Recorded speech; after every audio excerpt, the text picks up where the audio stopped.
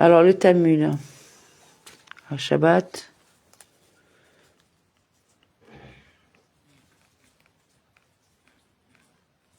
Si Dieu veut.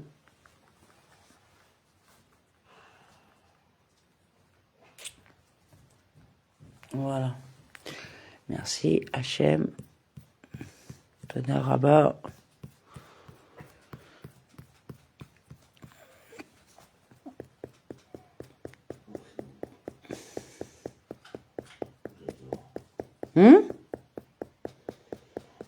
T'as dit quoi?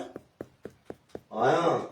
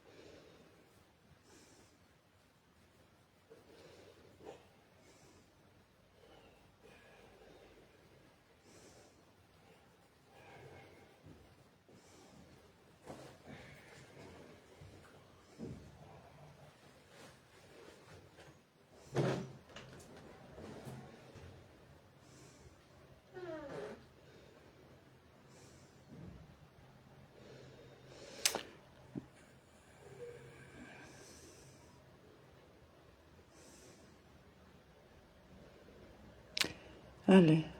Je crois que c'était avant. Alors, DAF 98A. S'il le lance à moins de 4 coudées, il en est exempté, car il n'est tenu ni au transport du domaine en domaine, ni au transport dans le domaine public. La Guémara demande, que nous enseigne-t-il avec cet alara? La Guémara répond, il nous enseigne les deux choses suivantes. Les domaines se rejoignent, même si un domaine public est séparé de l'autre, ils sont traités comme un seul domaine. Et deuxièmement, nous ne disons pas qu'un objet dans l'espace aérien est considéré comme au repos. L'objet n'est pas considéré comme ayant atterri dans un domaine privé, et donc celui qui l'a lancé est exonéré. Rashmuel Bar Yehuda dit que Rav Abba a dit que Ravuna a dit que Rav a dit. Celui qui porte un objet de 4 coudées dans le domaine public couvert est exempté car il n'est pas semblable au drapeau du camp d'Israël dans le désert, qui était non couvert. La Guémara se demande, est-ce vrai? Les chariots sur lesquels ils transportaient les poutres du tabernacle n'étaient-ils pas couverts? Les poutres formaient une couverture sur les wagons. Et malgré cela, Rav dit au nom de Rabbi Iya, les zones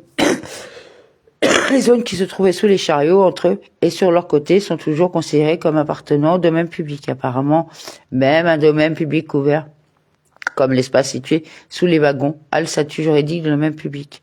La Gemara répond, lorsque Rav dit que l'espace situé sous le wagon avait le statut juridique de domaine public. Il faisait référence à l'époque où les poutres étaient disposées en piles. Les poutres ne couvraient pas toute la surface du wagon. Il y avait de l'espace entre les piles. La Gemara demande, après tout, quelle était la longueur d'un chariot. C'était 5 coudées. Quelle était la largeur d'une poutre? C'était 1 coudée et demie. Combien de poutres peut-on... Pardon, excusez-moi.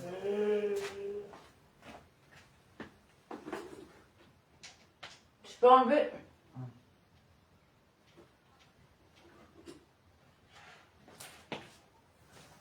Je le comprends pas. Ben, c'est... Comment je fais parce que... Bon, d'accord, ok. Ah, mais j'hallucine moi aussi. Ouais.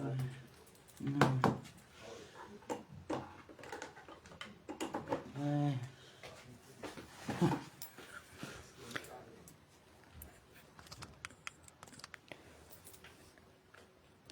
Alors, on reprend, excusez-moi. Quelle était la largeur d'une poutre? C'était 1 coudée demi. Combien de poutres peut-on placer sur un wagon? On pourrait placer 3 piles de poutres, totalisant 4 coudées et demi. Si tel était le cas, il restait une demi-coudée d'espace d'espace libre. Lorsque le maître distribue une demi-coudée entre les piles de poutres, cela est considéré comme du lavude, attaché car l'espace entre chaque pile était inférieur à 3 palmes. La Gemara répond, soutenez-vous qu'il placerait les poutres sur leur largeur? Il est placé sur leur profondeur, qui était d'1 coudée de large. Et il y avait donc une plus grande distance entre les rangées. La Gemara demande, en fin de compte, quelle était la profondeur d'une poutre? C'était 1 coudée. Combien de piles placerait-il? Il placerait 4 piles.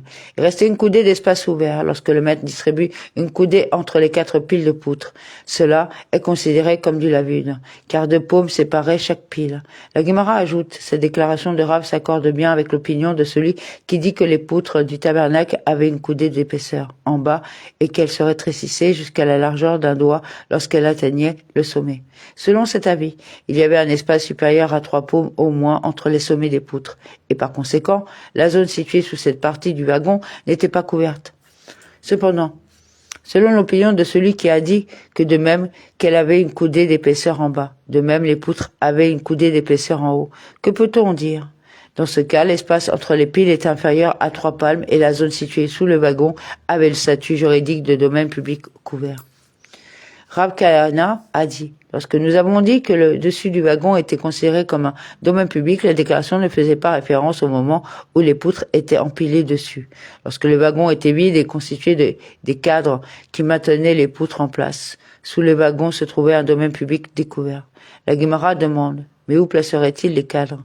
Au-dessus du wagon, alors que les poutres étaient déjà empilées dessus et que le wagon lui-même était déjà recouvert par les poutres comme indiqué ci-dessus. Géonyme. DAF 98b. Shmuel a dit, cela fait référence aux enjeux du tabernacle. Avant de placer les poutres sur le chariot, les Lévites posaient les pieux, qui étaient particulièrement étroits. Par conséquent, l'espace entre eux était supérieur à 3 largeurs de main. Et la zone située sous les wagons était donc considérée comme un domaine public non couvert, géonyme. Les sages ont enseigné les poutres du tabernacle avaient une coudée d'épaisseur en bas. Et elles se rétrécissaient jusqu'à la largeur d'un doigt lorsqu'elles atteignaient le haut, comme il est dit. Et elles s'accorderont en bas. Et elles seront terminées ensemble tamim, en haut vers un seul anneau. Il en sera de même pour eux deux. Ils formeront les 2 coins. Exode 26-24. Et en bas, lorsque les enfants d'Israël traversèrent le Jourdain, il est dit, et ceux qui descendaient vers la mer d'Arava, vers la mer morte, finirent Tamu. Josée 3,16. Tam signifie terminer ou terminer.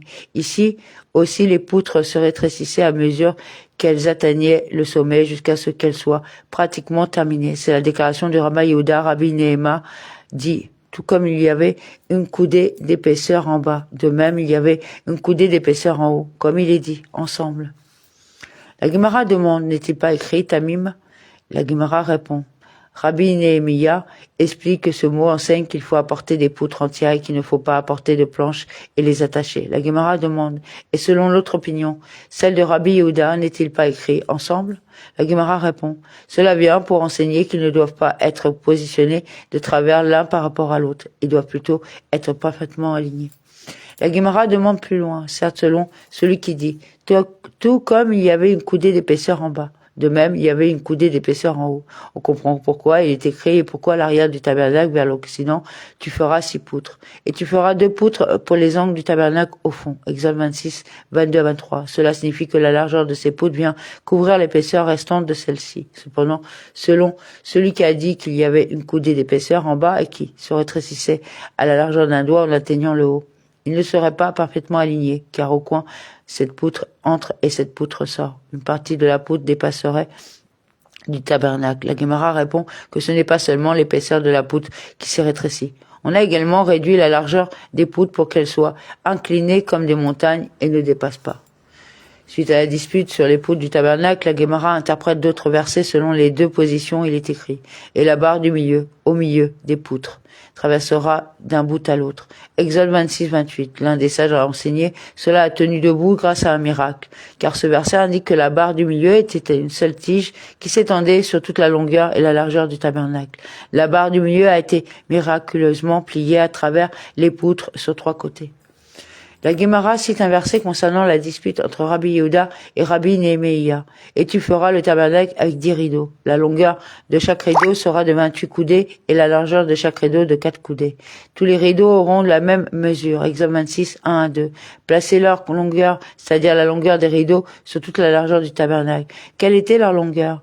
Il y avait 28 coudées. Soustrayez 10 coudées de la largeur du toit du tabernacle. Et il reste 9 coudées de ce côté et 9 de l'autre. Selon Rabbi Yehuda, qui soutient que les poutres se rétrécissaient à la largeur d'un doigt, la coudée des socles était exposée car les poutres avaient 10 coudées de haut et la coudée inférieure des poutres était placée dans les socles. Selon Rabbi Nehemiah, la coudée au sommet des poutres doit être ajoutée à la largeur totale du tabernacle. En plus de la coudée des socles, une coudée des poutres elle-même était exposée. Placez leur largeur, c'est-à-dire la largeur des rideaux, sur toute la longueur du tabernacle. Quelle était leur largeur? Il y avait 40 coudées. Soustrayez 30 coudées pour la longueur du toit du tabernacle et il reste 10 coudées. Selon Rabbi Yehuda, qui soutient que les poutres se rétrécissaient à la largeur d'un doigt. Le rideau pendait du côté ouest du tabernacle et la coudée des basses était couverte. Selon le rabbin Nehemiah, la coudée des orbites était exposée. Il est également écrit, et tu feras des rideaux en poil de chèvre pour la tente du tabernacle. Tu les feras 11 rideaux. La longueur de chaque tapis sera de 30 coudées, la largeur de chaque tapis de 4 coudées. Chacun des 11 tapis devra avoir la même mesure. Exode 26, 7 à 8. Placez leur longueur sur la largeur du tabernacle. Quelle était leur longueur? Il y avait 30 coudées. Soustrayez 10 pour la largeur du toit, il en restera 10 de ce côté et 10 de ce côté-là. Selon Rabbi Yehuda, la coudée des sockets était couverte. Selon le rabbin Nehemiah, la coudée des orbites était exposée. Cela était également enseigné dans une beretta. Le verset déclare, et la coudée d'un côté et la coudée de l'autre côté de ce qui reste de la longueur des teintures de la tente dépasseront sur les côtés du tabernacle de chaque côté et de l'autre, pour couvrir cela. Exode 26, 13. Ce qui reste de la longueur des rideaux doit couvrir la coudée des prises. C'est la déclaration du rabbin Yehuda. Rabbi Nehemiah dit, c'est pour couvrir la coudée des poutres. Placez leur largeur sur toute la longueur du tabernacle. Quelle était leur largeur? Il y avait 44 coudées. Soustrayez 30 pour le toit et il en reste 14. Soustrayez 2 pour le doublement du 6e tapis, comme il est écrit. Et vous doublerez le 6e tapis sur le devant de la tente. Exode 26, 9. Il en reste 12. Certes, selon l'avis du rabbin Yehuda, qui soutient que les poutres se rétrécissaient à la largeur d'un doigt et que par conséquent, le haut des poutres n'occupait aucune largeur des rideaux, ce qui permettait aux rideaux de couvrir tout le mur de la salle, tabernacle avec une partie du rideau au sol. C'est compris. C'est pourquoi il est écrit. Et quant à la partie en surplomb qui restait des rideaux de la tente, Le demi-rideau qui restait pendra sur l'arrière du tabernacle, Exode 26:12. Cependant, selon le rabbin Néhémia, qui soutient qu'il faut que la largeur des rideaux couvre l'épaisseur au sommet des poutres, quel est le sens de l'expression « doit pendre » ? La Guémara répond, cela veut dire qu'elle pendra plus que les autres. Selon lui, ce rideau est plus long de 2 coudées que les autres rideaux recouvrant le tabernacle. À ce sujet, l'école de Rabbi Ishmaël enseignait. À quoi le tabernacle est-il semblable? Cela ressemble à une femme marchant sur le marché avec ses jupes qui la suivent. Les sages ont enseigné concernant la construction du tabernacle. Les fonds des poutres étaient rainurés et les socles étaient creux. Et les rainures étaient insérées dans les socles pour soutenir les poutres. Amen.